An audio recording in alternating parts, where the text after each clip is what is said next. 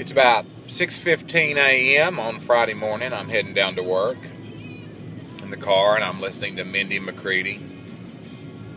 Poor old Mindy McCready. Ever since her death, I've just been kind of obsessed with her. Obsessed with the thought of how sad it must be to be so unhappy that when you have an amazing talent that you still don't want to live anymore.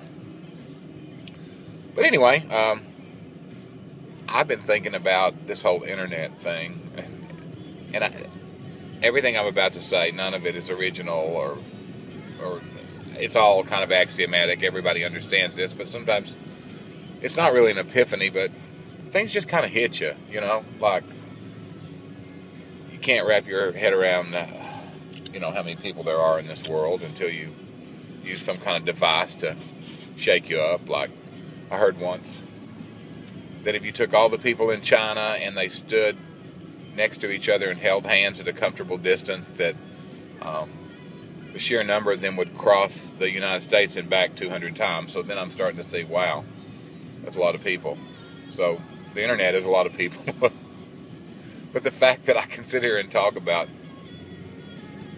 pretty much inconsequential to them and to you stuff, however important it is to me, and then fling it out there, and there's the possibility that millions of people can look at it. It's kind of weird and staggering. Of course, it's also like the lottery, I guess. The chances of anybody looking are slim. I know people who like to make lots of posts or try to be funny or try to be famous or whatever. They're hoping to go viral on things, which is, I guess that's a big crapshoot too. But I'm thinking of it more like, I used to have a little handheld micro cassette recorder, the type for dictation and notes and that sort of thing. I still have it.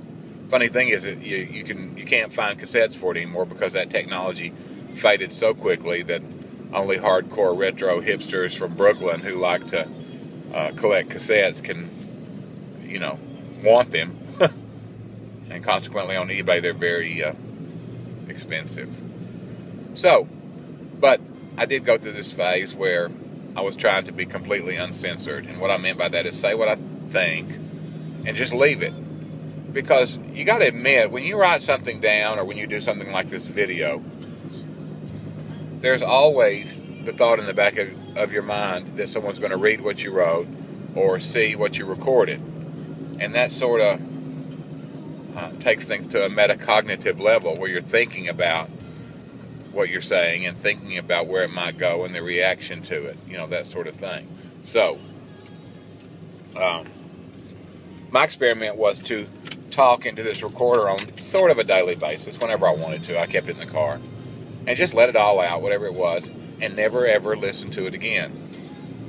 And I did that for the longest. So I've got this shoebox full of these little recordings that if they don't degrade by time and become unplayable, someone, I guess, will listen to them one day, and who knows what I said. I don't even remember. Because I didn't listen to them again. I just talk like I'm talking now. But the difference is, with this one, I know people could possibly listen. How's that for some crazy, crazy rambling? Anyway, it's Friday. I'm glad it's the end of the week. If you happen to watch this or listen to it, I hope that you have a good life. I hope you're happy, or at least I hope you're comfortable and have your basic needs tended to. You must have some basic needs if you're listening to this because you have the internet. So, that's it for Ramblin. And so Mindy and I are going to head on down to North Georgia and try to dispense information. Or as how did Tennessee Williams put it, I'm going to try to interest a bunch of drugstore Romeos and Bobby Soxers in Hawthorne, Whitman, and Thoreau.